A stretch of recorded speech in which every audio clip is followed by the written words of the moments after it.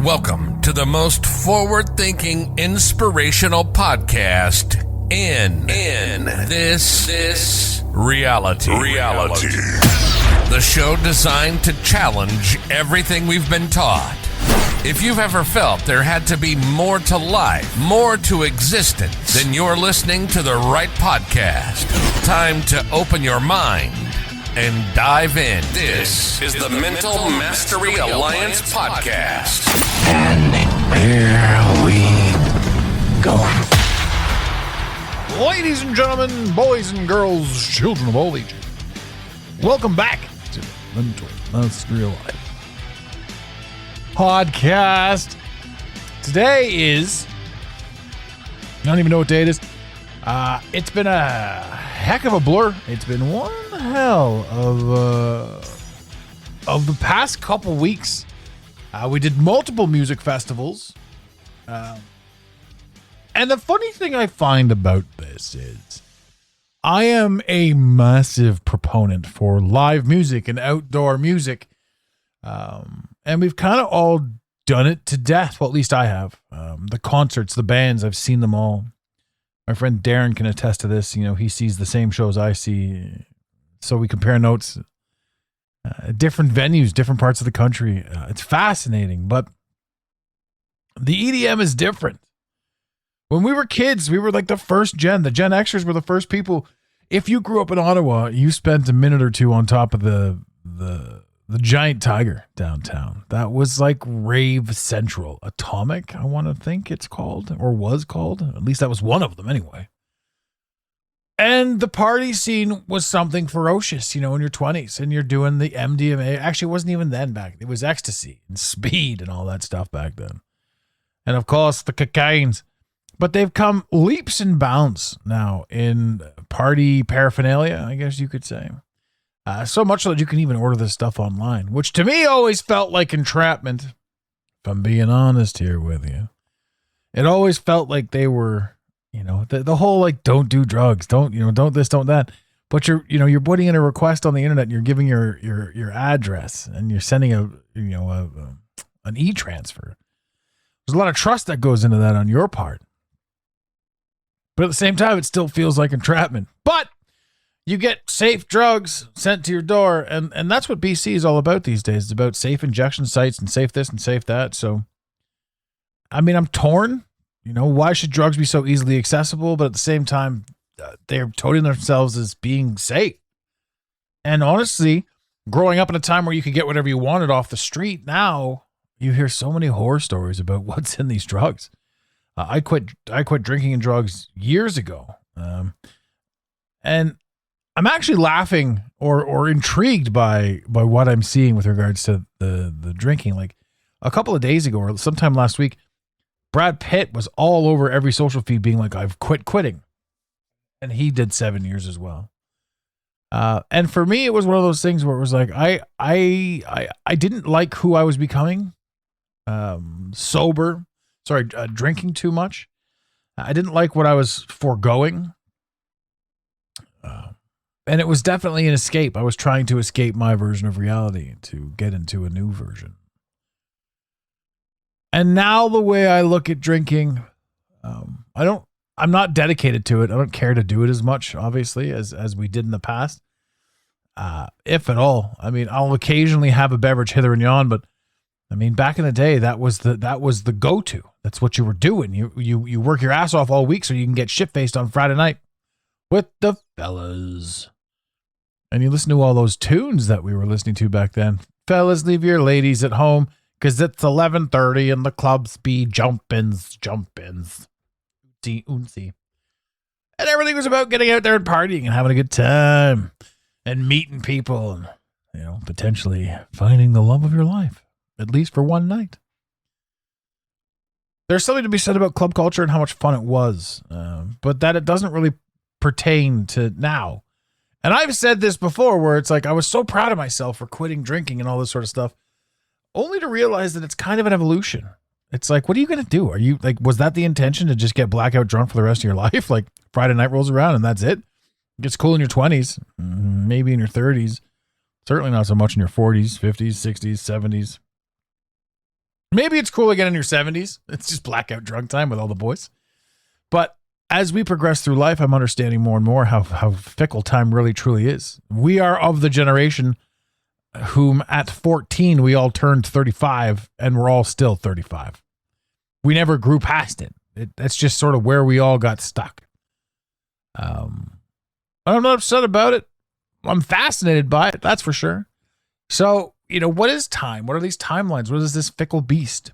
I find myself now, after Christy has dragged me back into the EDM and into the festivals, I look at it completely different. I can do them stone sober, which I have.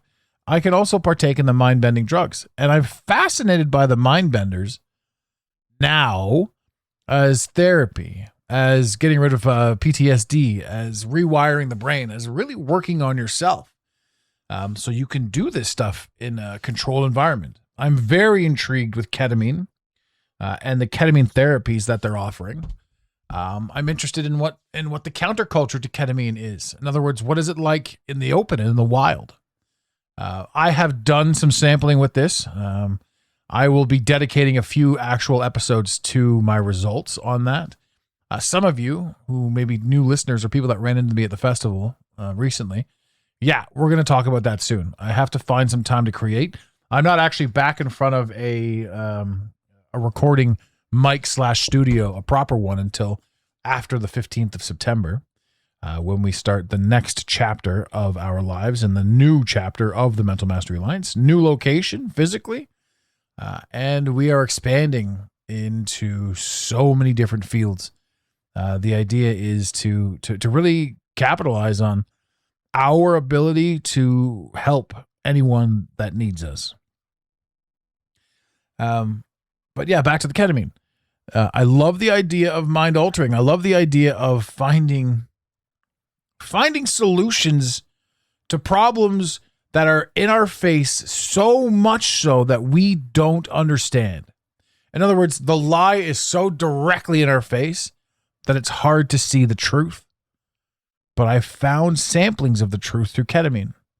And people will say things like, well, you can't, base this and base that off one. I wouldn't. I won't. I'm not here to say any of that right now. There's a ton of downloads that I still need to take, and I have to integrate all of this before I can actually properly and healthily speak on it. But I want to try the therapized one. I think it's like $800 and you get 4 sessions, and they give you the ketamine and they walk you through general scenarios. And so to me, I'm fascinated by this, and I really like the idea of it, and I want to see where it can go, because I firmly believe that every single thing that we've ever been taught about medicine is wrong.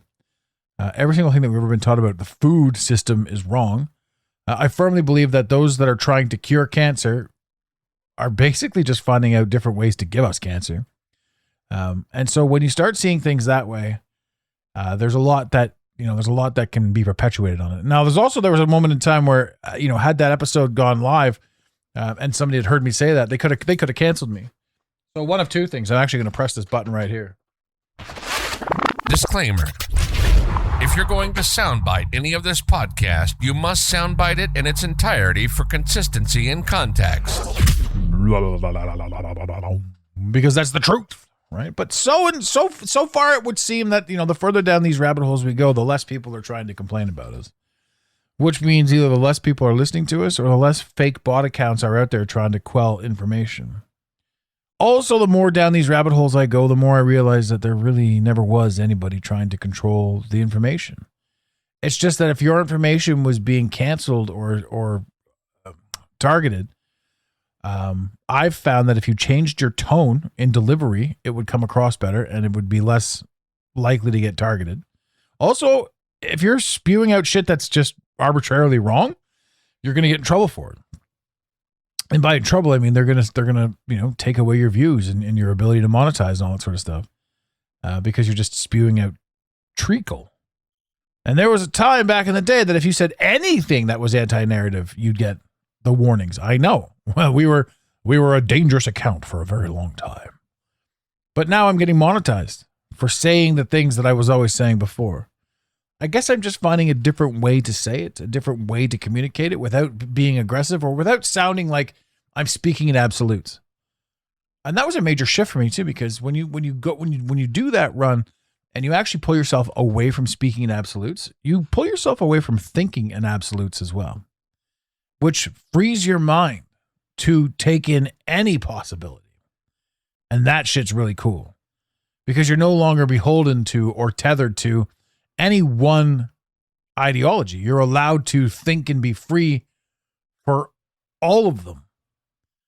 And as much as I love the idea of stand for something or fall for everything, I believe that that's a trap too. I believe that every single belief that you have, if you don't have the ability to question it, no matter how far advanced or how far along in your thought process as you are, if you don't have the ability to question it, it then becomes a limiting belief. So you really have to challenge yourself in this subtle nuance of it all as well. So yeah, what's coming down the pipe is we're going to do some episodes on EDM, on the festival, on the culture, on some of the drugs, some of the psychedelics, what I witnessed, what I saw, how I internalized it, interpreted it, what I felt about the communities. I loved them. And it's such a fascinating thing stepping back into these realms and being like, we are the originators of this EDM. We are the rave to the grave. We are the silver foxes. We are the ones who started it. Right? It's our generation that's going to want to be doing this well into our 60s. That was the one thing that really caught my attention was the crowds at Future Forest, Summer Days. The crowds are basically, we saw people that were in their 70s, but for the most part, there were some younger people, some people in their 20s, but your average age, I would easily say your average age was 40 to 60. That's who's partying at these festivals and having the time of their lives. We met a couple. They were in their late 50s, and they were just getting started. They were just having the time of their lives. And how do you explain this to people back home? You can't. It's a culture. It's camping. It's the best $300 for 4 days you'll ever spend in your entire life. If you like camping. If you don't like camping, I wouldn't do it. But you get such a grand experience. You get such a fascinating display of true and proper humanity. Because inside these little communities is just essentially people who want to have a good time and who are fed up with the politics of everything. You had all kinds of walks of lives down there. Every race, color, and creed. Every sexual denomination. Every single person that was straight, gay, furry, whatever you want to call yourself. And every single person was getting along. There was nobody down there, for the most part, that I saw anyway, that was trying to one-up anybody. Well, there was this one British guy. He had his head way up his ass, trying to tell people, how to party and how to do things the right way. And, it's like who made you the goddamn police? Your opinions aren't superseding for anybody. They don't represent me. Funny guy though. Of the 3 nights we partied with him, one of those nights I really appreciated him. I thought he was funny as hell. The other 2 nights is pretentious. The drugs just made him ultra pretentious. Or maybe that's just being British. I don't know. I'm British. People call me ultra pretentious. That's like normal pretentious with a 92 on the back. I'll say again though that the culture is something that needs to be brought out into the real world. The sharing, the kindness, the openness, just the general fun of it all. The caricatures, the people in the crowds, the bands, like it was perfect. It's not often in life that you get a perfect moment in time, and we got back-to-back perfect moments in time, Saturday and Sunday night. For me, a perfect moment in time. Every single thing just lines up perfectly and beautifully. Shocking! Fun! What a beast! But yeah, I might be able to record another couple episodes. I'd like to try not skipping the Mondays. So this is going to go live on Monday. I'm not sure what day it is. I think it's Friday. We're recording this. But yeah, I'm in the middle of packing right now. We're packing everything out of this place. We're starting a new life in Calgary. And so to any of our listeners who are in Calgary, if you have any fun ideas for things to do, please send us an email, adam@thementalmasteryalliance.com. DM us on Instagram. I'm interested to hear from you. We want to get into speaking with like-minded people. We want to get more into hiking and traveling and RVing, and we want to get, we basically we're looking to get healthier, getting out of Ontario, saving a couple of bucks, and really making a go out of maximizing our Canadian experience. So to me, I think we're in for a real treat out there, and it's gonna be an absolute blast getting everything up and running. But yeah, so for the next couple of weeks, we're in major turmoil, and I'm hoping to get it all squared away and decluttered so that I don't skip a beat here, and so that you guys still get your content, and that it's good content. I don't want to fucking put out shitty stuff. Like, come on. But as it stands from here, there's so many lessons that I can take from everything that we've gotten into, and I'm going to share those lessons with you guys in time. But today, I think the main takeaway for me today is this: every single idea that you've ever had about who you think you are, no matter what, is up for debate. Let's just say. So you don't need to be anchored into any one thought process, any one ideology. You don't need to be anchored into any one thing, because all of reality, in every incantation, every ounce of reality, is subject to your perspective. Your perspective is multiple entities as well. I mean, if you think about the conversations that you have inside your head, who's talking, who's listening, and who's watching. So immediately you have three perspectives inside your own body. So know that you're not beholden to any one thing. You're not beholden to any one ideology. You're not beholden to anything. You are not to be staying the same.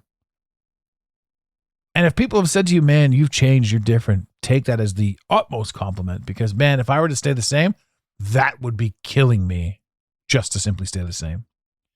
So remember, as you're navigating and as you're pushing through and as you're creating what you're creating, that you are not beholden to anything, especially your own ideologies.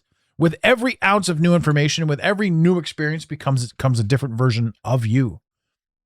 And it is that version of you that needs to move forward and take accountability for your own actions and for your own growth.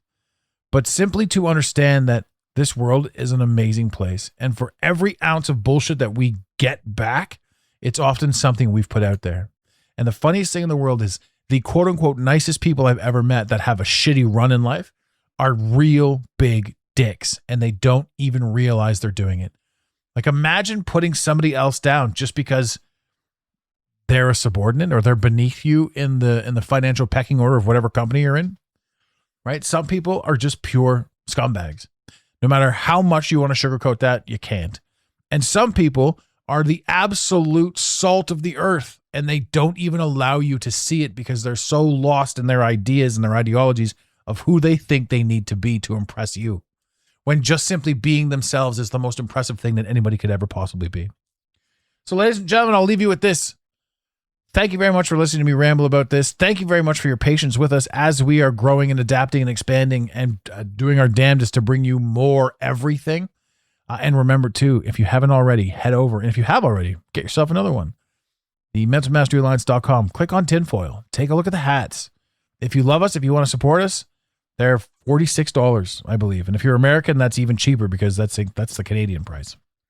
So head over, buy a tinfoil hat. Show the people what you believe in. It's not really tinfoil. It's just a logo, but we like it and we love you. And in the infamous words of Red Green, if the women don't find you handsome, they should at least find you handy. We really hope you enjoyed this episode of the Mental Mastery Alliance podcast. Stay connected with us directly through the mentalmasteryalliance.com. You can also join the discussion on Instagram at instagram.com/the Mental Mastery Alliance. Let the team know you're listening by using the hashtag TMMA or tagging us at the Mental Mastery Alliance. To have your voice heard on the show, leave a voicemail or send a text to 647-338-1265. Long-distance charges may apply. If you love us, leave us a review. If you hate us, you spend your time in weird ways, but also leave a review. Every review on iTunes tickles the algorithm, helping us grow. Until next time, unity over division. This concludes the most surreal portion of your day. You got it, Pontiac.